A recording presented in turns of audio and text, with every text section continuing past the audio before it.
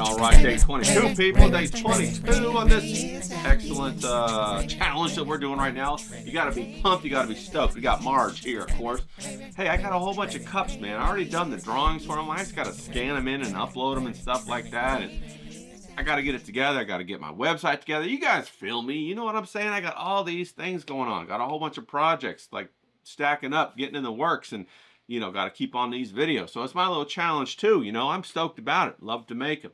I love to reach out and connect with you guys. You know what I mean? It like really is uplifting to me and makes me excited every morning to get up, think about what the hell I'm going to talk about, jump on here, try to pull that shit together, and then try to talk to you about it. And I love it. I love it. I didn't think I would. You know, I resisted my whole life. I remember, let me take a swig of my coffee real quick. My whole life I said, oh man, I don't want to be a teacher. You know, I have people trying to get me to teach them how to do art, and you know, trying to get me to join this school, and then you know, I did a whole bunch of public teaching in a library in Manhattan Beach, art and all kinds of stuff, different workshops. I was like, oh, I don't want to be a teacher. Don't want to be a teacher. Because you know, my idea of the teacher is this person who's like sitting in the high school or the school, whatever, waving as everybody else goes on to get their dreams, and I'm sitting here in school waiting for next year to talk about the same thing I've always talked about. Well, you know what? That's an outdated version of the teacher. That ain't what I got to do. That ain't how I got to be. You know, I can be like whatever I want to be. I could be out there swashbuckling and whatnot and teaching as we go, and that's what it's supposed to be like. All right, so that's what we're doing. We're swashbuckling like the pirates we are, because you know I've always said, you know, my whole thing is like a pirate ship. You know, people come and go. They join for different crusades, different treasure hunts, and then they go about their life and come back and revisit, rejoin the crew. You know, paid mercenaries is what we is, people. Pirates, you know, on an adventure. You know what I mean? No, I borrowed that from Mersh. That was Mersh's original thought, and I think it's pretty funny. You know what I mean? So we'll go ahead, and I like that. We'll be pirates, okay? Now, day 22. Are you stoked? Are you excited? I know I am. I am stoked and I'm excited. I got all kinds of things coming in the mail that I got to order for our next 30-day challenge, okay? So I want you to get excited, get ready for that, all right? Next 30-day challenge is going to be, we're actually going to paint landscapes, people. We're going to go outside, paint landscapes, okay? Now, that don't mean you got to go outside. You can do a cityscape, you can do your room, you can do whatever. But what we're really going to learn is the process of transferring what you see visually onto your paper or your canvas, and how to do that, all right? And how to do that with ease so it's not frustrating. I listen to a lot of artists, talk to a lot of artists, and I always talk about how drawing is always a frustration. And you know, even the guy that I learned from, you know, he said it's always going to be a challenge. You always have to fight that initial resistance until you can get into the zone, right? And then it smooths out. And I guess it's because you keep raising your bar of expectation. As you grow, you keep raising your bar. You know, you keep looking around and you see who's above you, and you say, well, that's attainable. I want to get up there. I want to get up there. I want to get up there. I want to climb the ladder, climb the mountain, and create beautiful things of more refinement. And you know, it's a never-ending process, and until you're a little old fella and you look back and you realize, I'm all the way up on top of this mountain. You look around, look back, there's just that lonely little path behind you. You look down at your feet. You used to be all nice and had a nice leather sandals on. You done wore them sandals away, and you're walking on your bare, callous feet. You know, you don't even recognize them. You got them big toenails jumping out that need to be trimmed and all that.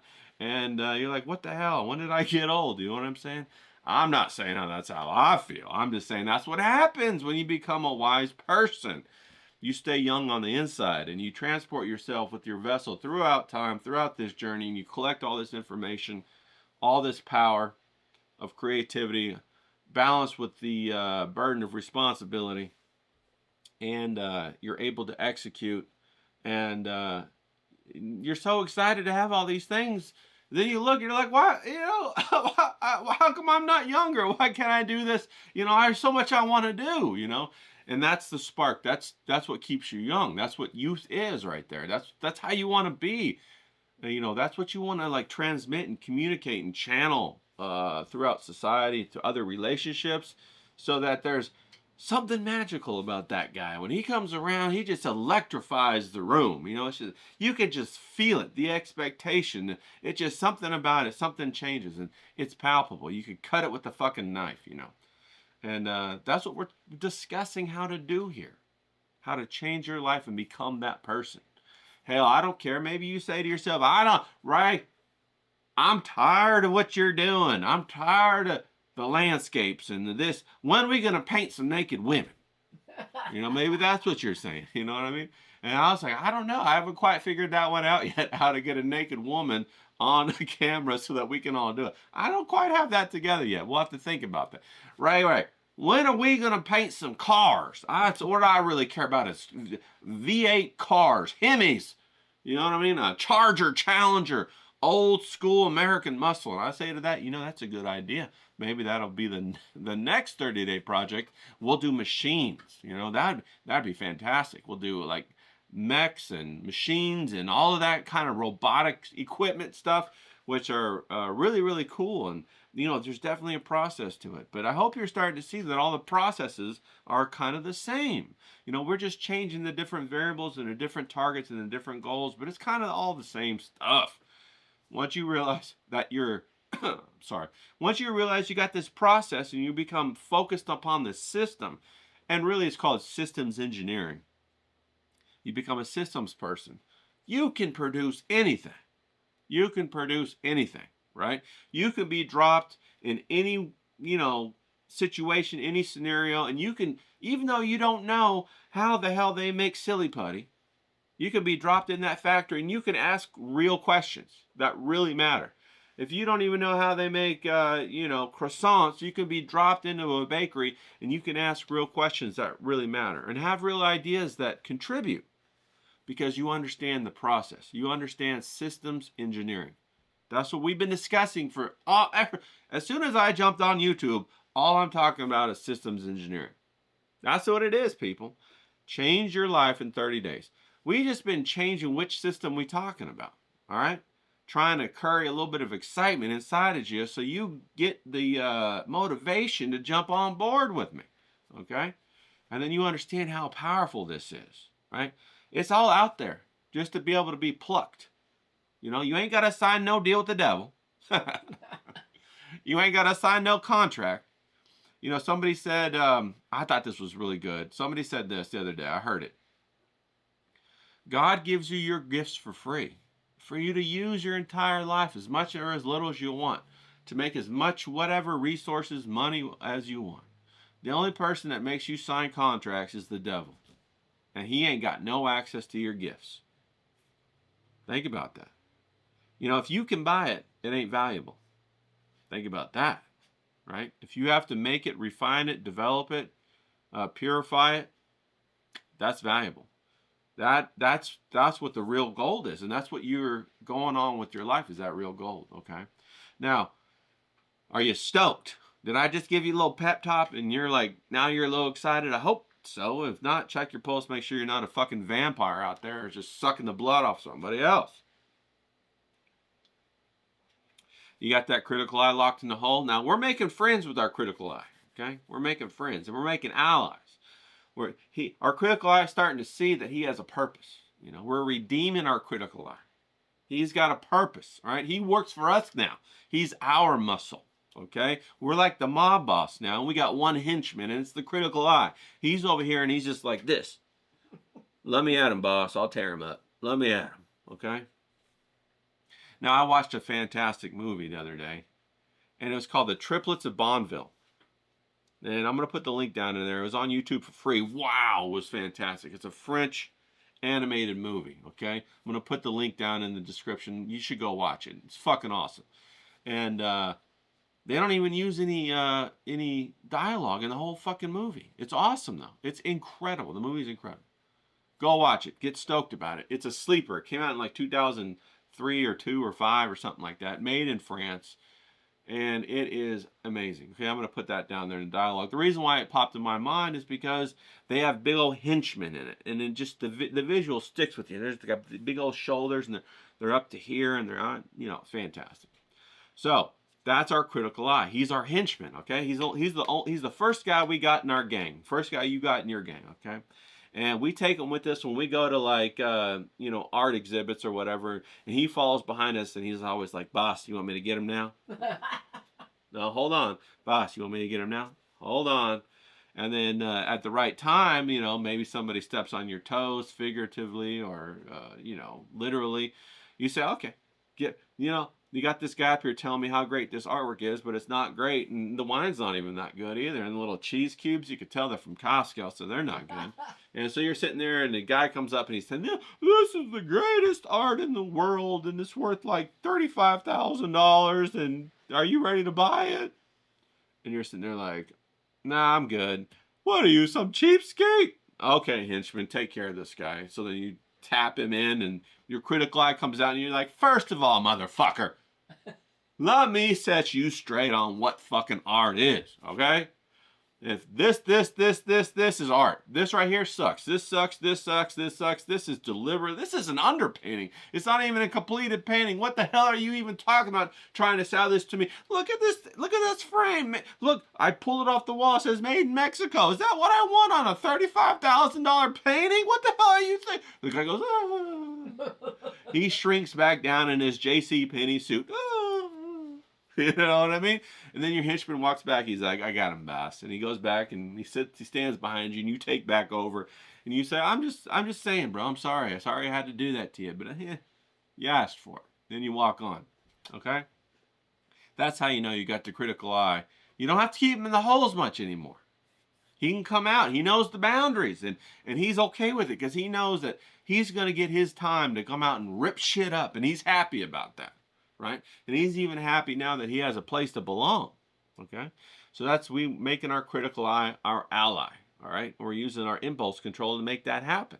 Once we get strong enough with our impulse control, then we can let him off on a longer leash. You got what I'm saying? You can have a flare-up of emotion and then pull it back a little bit. You know what I'm saying? That's how we do it, okay? Now, how's your schedule going? Are you pumped on your schedule? Are you protecting that 30 minutes a day? You know, has it grown more? Is it 45 minutes? Is it 50 minutes? Is it an hour? You know, is it, you taking longer showers so you can stand in the shower and write, trying not to get your paper wet? Or maybe you have a waterproof pen or one of them grease markers, you know, China markers or whatever. Protect your time. You'll value it by the time you are going to clock out of this world. You see what I mean? And you got to become aware of it now. Okay, there's plenty of distractions. I'm one of the people who's saying, "Pay attention to your time." And you're like, "Shut up, Ray. Get in the back there. I want to get over here on the slot machines or whatever." You know, but I'm telling you, spin that straw in the gold, people. Do it. Now, yesterday we talked about our little airplane view, and I got up my little airplane. Talked about our little airplane view. This is my favorite kind of airplane, these pontoon planes, man. I love these things. That's why I got this. You know, I have one regret. Is the one time I went up to Vancouver, and I was on a visit trying to sell some art up there, and there was these pontoon planes that you could rent out for like $200 or something like that, and I didn't do it. I was, oh shit. But you know, at the same time, I'm still alive. It didn't crash, so I guess, you know, it's a win-win. You know what I mean? Whatever. You know, they win some, lose some, you know. But I love me some airplanes. And I wanted to be a pilot for the longest time. And I even took pilot lessons. And one of these days, maybe I'll go back to do it again. I don't know, but we'll see. But I just love them pontoon planes. Especially the one that was in DuckTales with that big hole that rests in the water that you can fill up. I always had this idea that I was going to fill it up and go on surf trips, kind of like how the Billabong guys did it back in the day. And they'd fly out somewhere and film it. And of course, I know they didn't really do it. It was just for the video. But you know what? A guy can dream. A guy can dream. Maybe I'll do it just for the video. You never know. But anyway, we talked about our airplane view the other day. That's a tool in our toolbox. So we can zoom way up high and see the fundamental, strokes of our story, the basic mechanics of the story that we're building. Once we zoom up that high, we're able then to understand what's right and wrong for our story, right? You have to be able to do that, or else you'll never know what's right or wrong for your story. And you'll keep throwing shit against the wall, trying to make it stick, not really knowing, hey, does that make it better? Hey, does that make it better? Hey, does that make it better? Or does that make it worse? And you don't even know. You're just throwing shit up there. You don't have any rhyme or reason. You're just, hey, maybe this will work. Maybe that'll work, And I remember, went to Taiwan and I studied painting for 2 years with a master. And I remember watching him work, One of the hallmarks of a master is this, right? It's not just the fact that they can produce fantastic work. It's the fact that they do it with surgical precision. I watch him work and there was no wasted movement, no wasted strokes. When he sat down, there was a clear line of consciousness from beginning to end. He was never lost. He was never searching for anything. It was like everything just jumped right off the paintbrush, right onto the canvas, and it just fucking all came together after the 3, 6, 9, 12, 3, hours, 3 days, whatever, however long he was working on that piece. So that told me that there must be some way that he's navigating through this, that he's able to understand the optimization of what he's trying to communicate at every step, okay? And the airplane is the tool to do it, the airplane. Let me get this little airplane in there so you can see it. I get out the airplane, so you're going to always remember this fucking airplane, you got me? This airplane, you'll always remember it, all right? Always got to remember the airplane. All right, jump in airplane mode, okay? Then in airplane, when you're in airplane mode, you're able to make your story into modules, little blocks, right, that you're putting together. And each module can be optimized within that module, and then each module can be optimized for the entire story. I go back to the recursive patterns, right? Fractals. If you don't know about fractals, go Google them, okay? And you'll understand it. It'll take you like 3 minutes to understand it. They'll tell you what's what and all that kind of stuff. And once you see the pattern of the fractal, and as it emerges, the same pattern, it grows from inside of it, grows from inside of it, grows from inside of it. And it's basically the same pattern over and over again within itself, okay? That's a fractal. And you can, recursion just means you go within, within, within, within, or a step over, you do it over, you do it over, you do it over. Recursion, to do over again. It's like a feedback loop, basically. Okay, and so when you're making a story, that's what you're making. You're making an emotional feedback loop. Okay, and it's up to you how you make it, right? And so you are the one who has to be able to discern what's best for the feedback loop, what makes it bigger, what makes it smaller, what changes the harmonics on it, because what you're trying to do is connect that feedback loop up to your reader, and you're trying to create that thing of emotion, that stream of emotion, and high fidelity within your reader, right? You're trying to really resonate with them about something, about what your story contains. And your story at the fundamental base is going to contain the truths that you experienced in your life, okay? So that's why you have to zoom up high, okay? Now, you might have a story that's a banger story, right? So you have this story, like I told the story yesterday about the kid playing baseball, right? And the story's about his stepping into the batter's box and overcoming so much and all of that excitement, anticipation of getting into the batter's box, okay? Now, of course, if you're writing a story and you were that child or that kid or whatever, you have a whole wealth of experience and knowledge to put into that story. But that doesn't mean it's going to make the story better. What is the definition of better? The definition of better is when you communicate clearly and at a high volume or high fidelity your emotional status or emotional stream of consciousness through your work to the reader. You recreate that inside of them.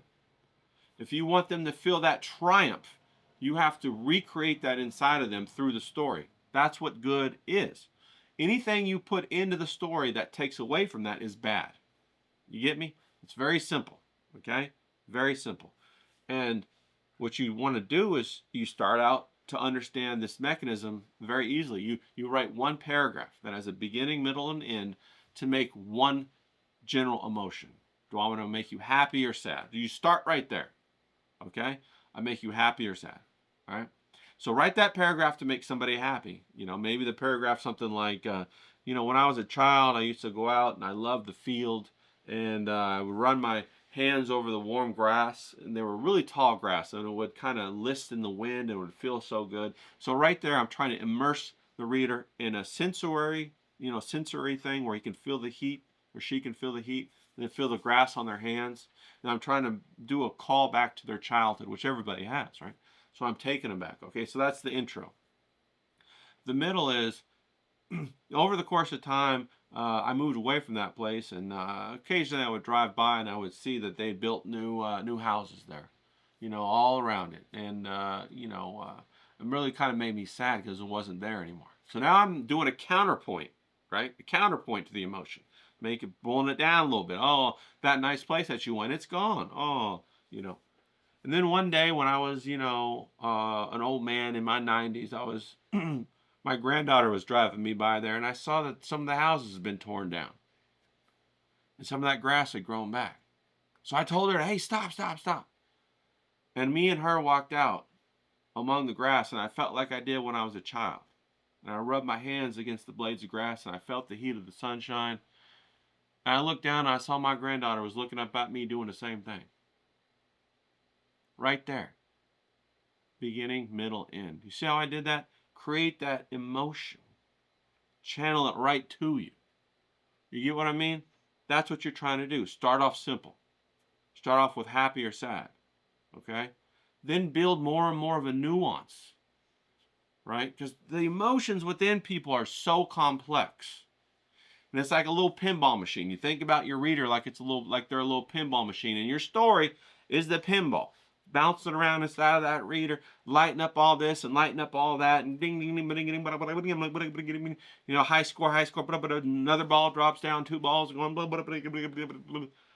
That's what you're doing. So you can make an extremely complex pinball machine that touches the reader in very nuanced ways. But you have to understand the basics.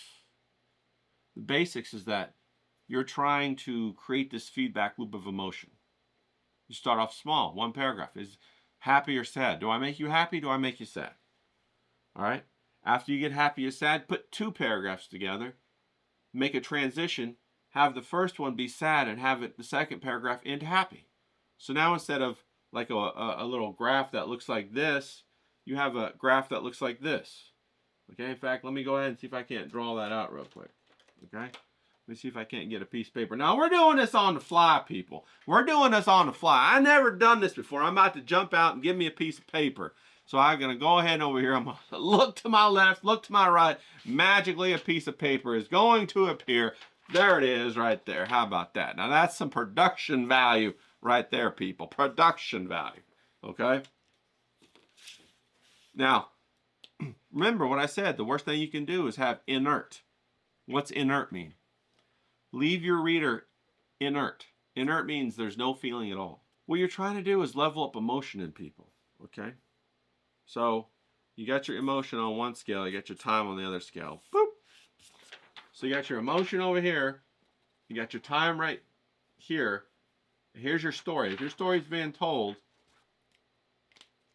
as your story is being told, you want the emotion to increase, okay? So this is a linear, right?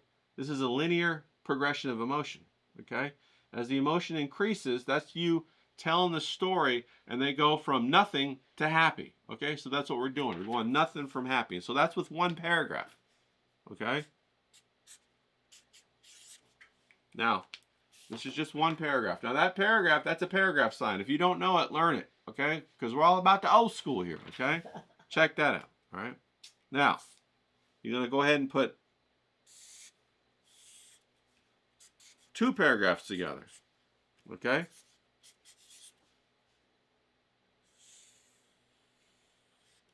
All right? And as time goes on, you're going to take them on this little journey. They're going to start out nothing. Then they're going to be happy. Then you're going to leave them sad. Okay? That's what you're trying to do when you're writing your story.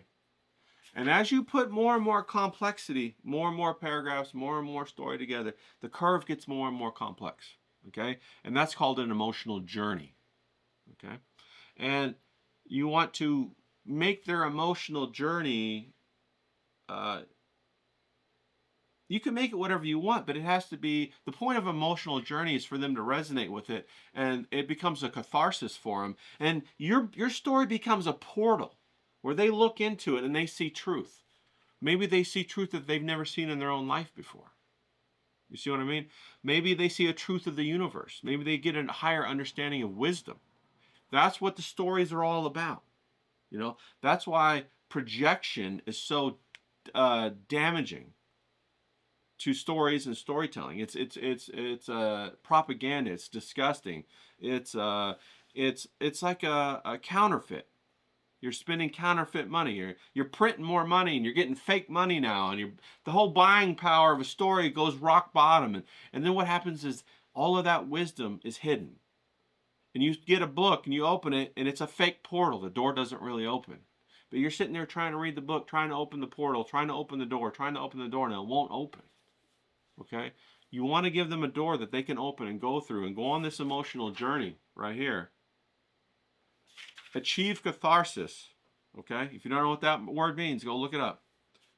Achieve catharsis, where they exercise their emotions through your story, and you help them along to achieve a higher level of understanding or enlightenment. Okay?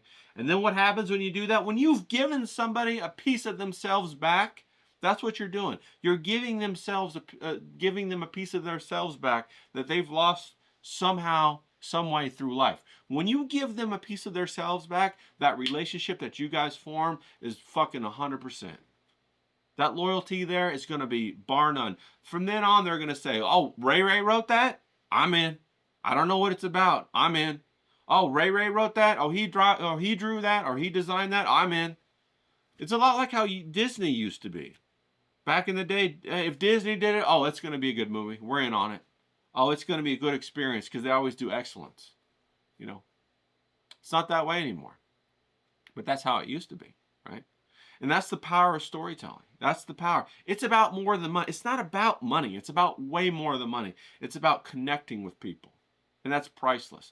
It's somebody said it's the bank of humanity, where the currency are the relationships. You know, that's what you're doing with your story. Don't take it lightly. You got something real to say. You got something important to say. Okay? You got a very important thing to do with that relationship of connection. Don't take it lightly. This ain't some whimsical thing. Remember I said, we're going to go where angels fear to tread, right? We're going to walk through fire. That fire lies in the memories of our experiences. That's where that fire is. And we have to learn how to protect ourselves so that we can go back and go through that fire and pull out that gold, okay? And then share it with other people so that they gain the courage to then walk through the fire themselves in their own lives. And then you know what they say? Oh, my favorite book was by Ray. Oh, I just love that one book by Ray. It really helped me out when I needed it. That's what I want to hear, right? That's why I do the videos. Oh, that video, Ray, that video helped me out. Wow, fuck yeah, man. That's what I'm talking about. Let's fucking go, you know? Other people say, oh, Ray, blah, blah, blah. Well, that's okay. I can tell it's a good video because it evoked a response. I don't care if it's a bad response. That means they're at a different point on their journey. That's the way I look at it. I probably was there at one time where I was like, you know, that was probably me at one time, right? It ain't me no more. My mind's open, okay? But I had to come through them barren straits of fuck you in order to get where I am now. Just like everybody else has to do it. And that is the hallmark of a wise man.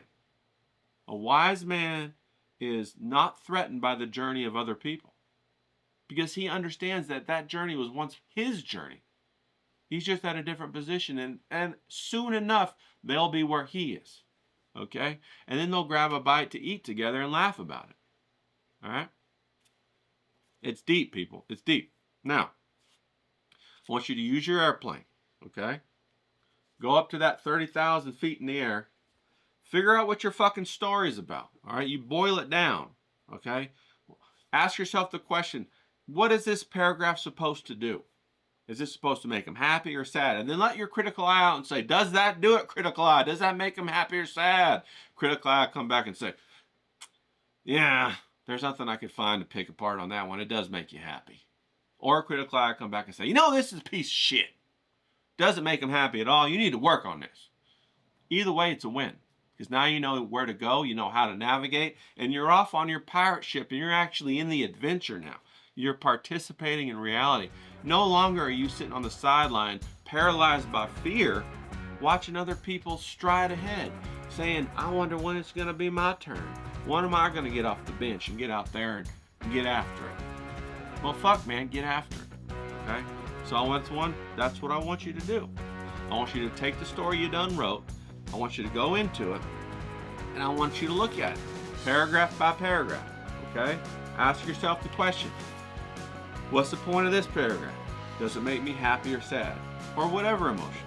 What's the point of this paragraph? Does it make me happy or sad?